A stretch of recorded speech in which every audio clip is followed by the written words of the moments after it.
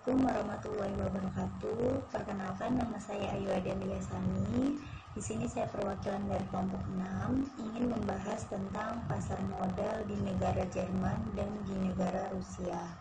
Yang pertama, saya akan membahas tentang pasar modal di negara Jerman.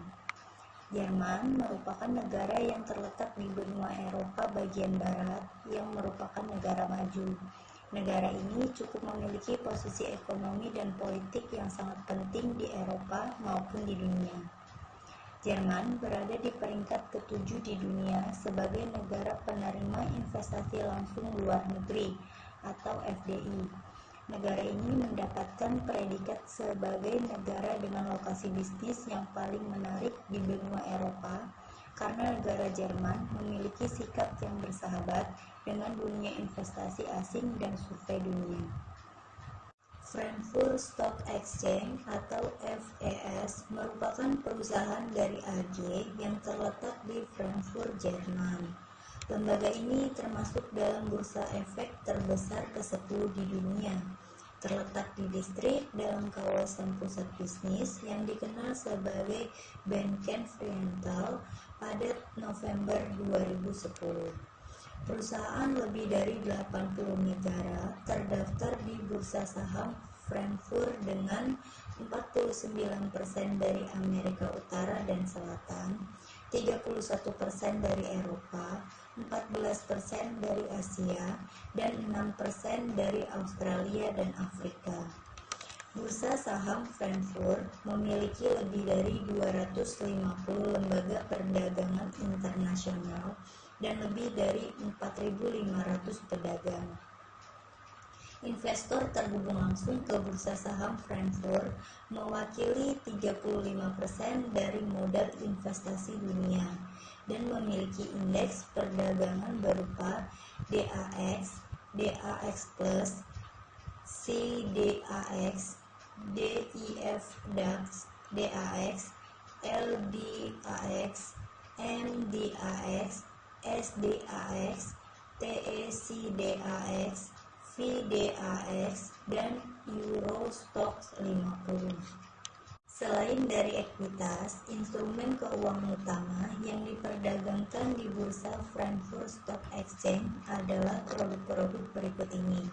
Yang pertama, obligasi, kedua, mata uang, ketiga, dana yang diperdagangkan di bursa, keempat, sekuritas, kelima, komoditas, keenam, dana, dan ketujuh, sertifikat dan surat perintah.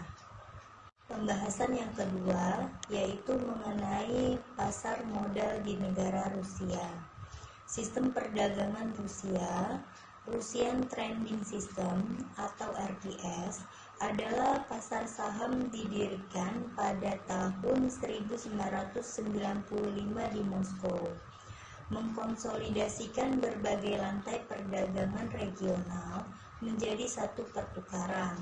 Awalnya, RTS diproduksi menjadi sebuah organisasi nirlaba yang belakangan sekali diubah menjadi sebuah perusahaan saham gabungan. Bursa saham RTS menghitung dan menerbitkan 9 indeks, indeks RTS, indeks RTS2, dan 7 indeks sektoral. Indeks RTS dan indeks RTS2 dihitung dengan menggunakan dua daftar berlainan dari saham. Pada tahun 2011, NISEC bergabung dengan Russian Trading System atau RTS menciptakan NISEC RTS. Terdapat produk-produk yang ada di pasar modal Rusia. Yang pertama, perdagangan saham, yang kedua, obligasi derivatif, dan yang ketiga, mata uang. Sekian dari kami kelompok 6. Mohon maaf apabila ada salah kata. Kami mohon maaf. Semoga video kami bisa bermanfaat. Sekian dari kami. Terima kasih. Wassalamualaikum warahmatullahi wabarakatuh.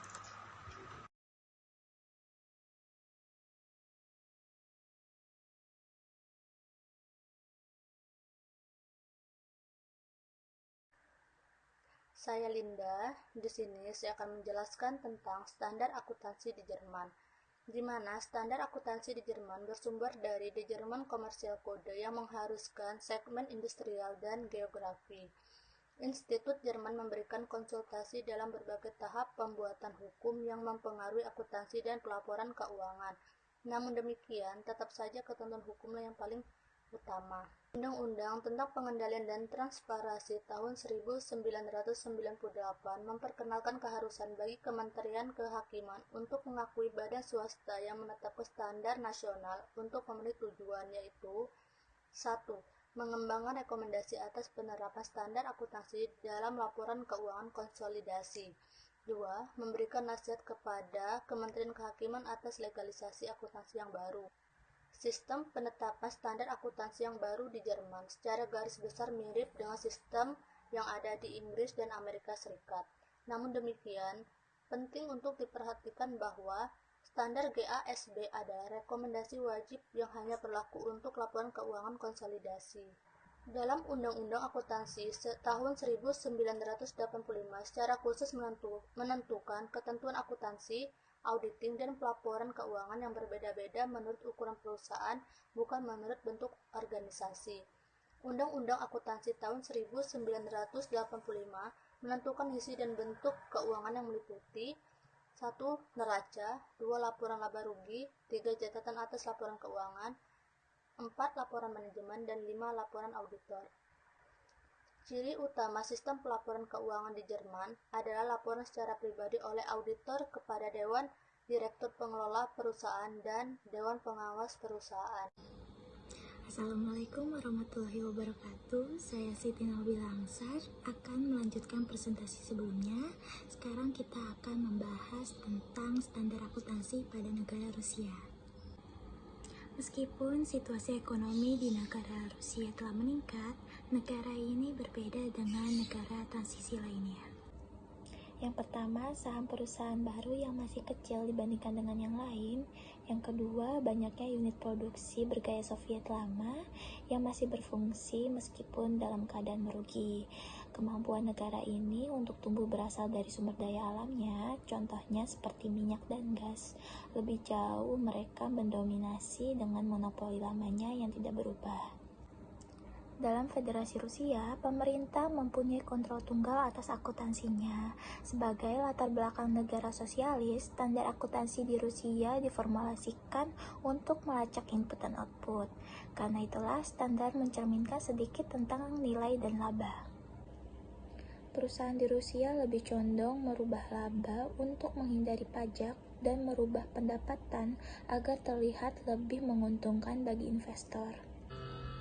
Umumnya, Menteri Keuangan Rusia membuat ketetapan akuntansi, tetapi si BLF yang bertanggung jawab membuat standar akuntansi dan audit untuk bank dan institusi kredit.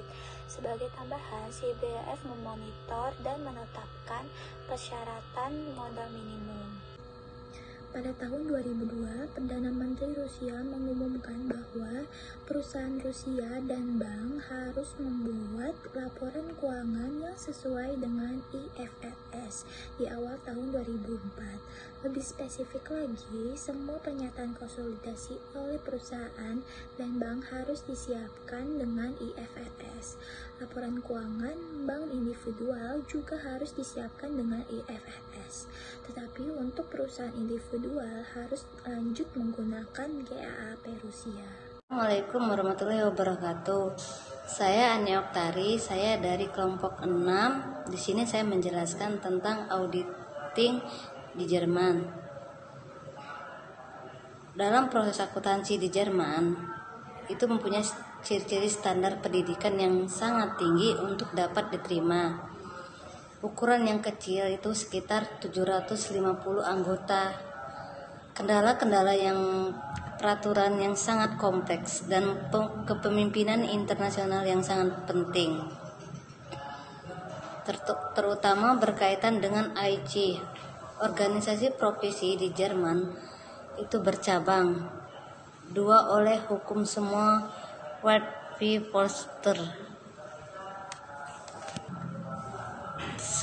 sekitar 90% dari mereka juga merupakan anggota dari Badan Bebas, The Institute of Web, Chamber of Public Accountants mengeluarkan aturan-aturan etika dan penelitian keluhan-keluhan. Aturan-aturan etika yang dikeluarkan berkenaan dengan topik-topik seperti independensi, status istimewa dan dari klien, dan periklanan dan pengumpulan klien.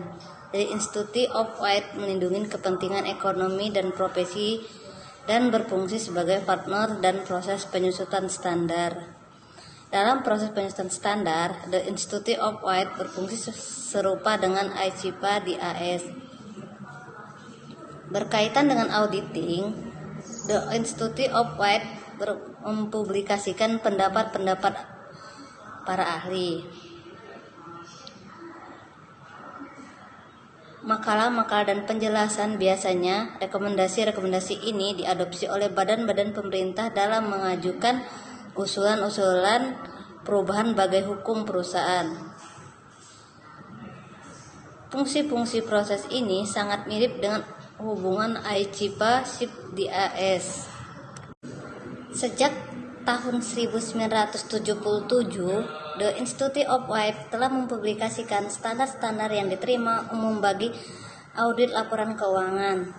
Standar-standar ini terkait erat hukum-hukum korporasi dan perusahaan-perusahaan swasta. Hal ini membuat Jerman menjadi salah satu dari sedikit negara yang memiliki standar-standar auditing yang telah terbentuk diterapkan secara nasional. Di Jerman saat ini juga memiliki badan auditor statutory tingkat kedua Verdiget Board of para auditor statution ini boleh mengaudit laporan keuangan perusahaan-perusahaan swasta GmbH. Tahun 1985, German Corporate Auditing Act mewajibkan auditing tahun bagi perusahaan-perusahaan swasta maupun perusahaan-perusahaan publik, perusahaan kecil bebas karyawan. Baik, itulah penjelasan dari saya tentang mengenai auditing di Jerman. Di sini saya terima kasih.